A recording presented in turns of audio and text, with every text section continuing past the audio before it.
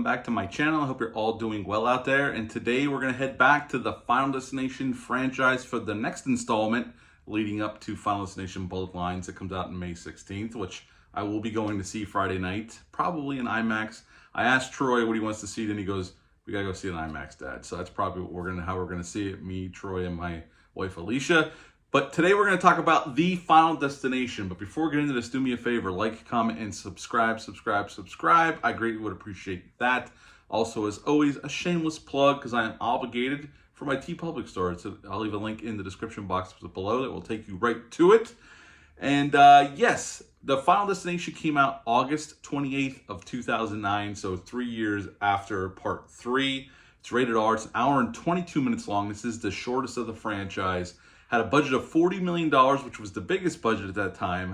And then when it was released that summer in 3D, it made 66 in America and 186 worldwide. So this was, at that time, the most successful Final Destination film. Although they were inflated ticket prices because we all know 3D was much more to go see a 3D movie. I actually got to see this in 3D opening weekend with my wife at the time. This is directed by David Ellis. David Ellis came back from Part 2 to direct this one. And in this film, we got Bobby Campo playing Nick. He is our main lead. The Final Destination, the rub of this one is we start off at a NASCAR track. They actually shot this in my home state of Pennsylvania, at least this portion of the film. And our main characters are there. And our main lead, Nick, has a premonition of shit going bad on the track and shit going bad in the stands, and a bunch of people die, including him and his friends. He wakes up from said premonition. He starts freaking out. They go out into the parking lot, and the accident happens in real life, and now we're into the meat of our story. And just like the other films in this franchise up until this point, they got to figure out who's next, how they could possibly stop it, how they could cheat death possibly, and at the end of the film, we find out they couldn't cheat death, just like the third one, and Nick, his girlfriend, and their other friend all get killed, and they're sitting in his coffee shop, and his truck comes plowing through the window, kills all three of them, and that's the end of the Final Destination. So what to like about this film? I think the cast is pretty good. I don't think it's quite as good. Our leads here, even though I like Bobby Campo, I don't think they're quite as good as Part 3 with Mary Elizabeth Winstead and Ryan Merriman, but they're still good here. And, you know, we have some good supporting players that you'll recognize. They've been in other stuff. David Ellis will come back. I can see why they brought him back. It's a stunt-heavy film. It's also shot in 3D, which my thoughts on 3D are it doesn't add anything to the experience other than shit flying at you with the glasses on. It was cool to see it in 3D back in the theaters, but honestly, 3D to me adds nothing to a movie. So I'm not a big proponent of 3D. I'm glad it's gone away again. So here the 3D does nothing for me, and I watched it in 2D at home. So besides the 3D stuff looking cheesy as hell like it always has in any movie that tries to go for that 3D stuff, when you watch it in 2D, it just comes off as weird and just looks cheesy as hell. So the same things happen with this one when you watch it in 2D.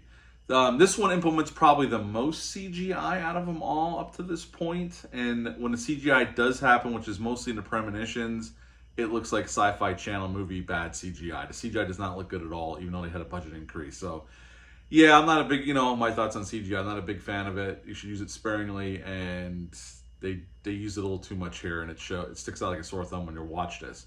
I will say, some of the deaths are fun. Some of the deaths are ridiculously over the top. I mean, this is probably the most over-the-top movie of the first four. In my opinion, it is definitely the most over-the-top of the first four films. It gets absolutely ridiculous by the end.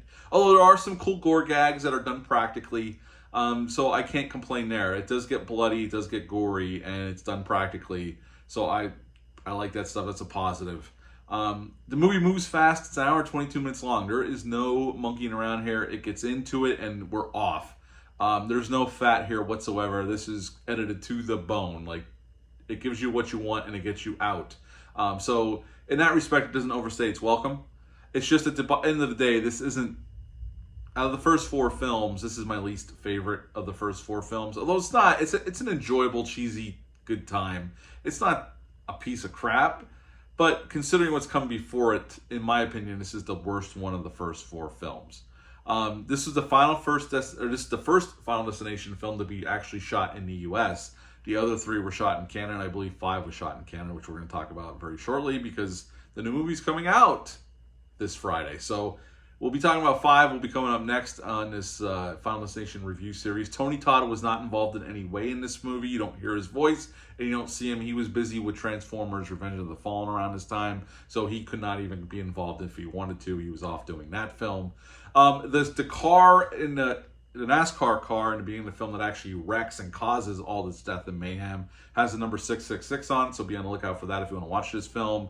And again, this is the shortest of the franchise and 1 hour and 22 minutes long. And that is one of the pluses of this film. It just moves at a shot and it gets you out and it gives you the over-the-top gore and the over-the-top deaths. And it does go a little too over-the-top for me, like ridiculous. But at the end of the day, I actually, rewatching this for the first time in many years, I actually enjoyed myself more than I remember the last time I watched it. Still, I don't like it as much as the first 3 films. So at the end of the day, I would give The Final Destination a 7 out of 10. 7 out of 10 for The Final Destination. What are your thoughts on this film? Leave a comment down below. Let me know. Did you get to see this in 3D back then when it came out in 2009? Let me know down below on that one. And that's it for this review. I'll be back soon with Final Destination 5. But until next time, bye.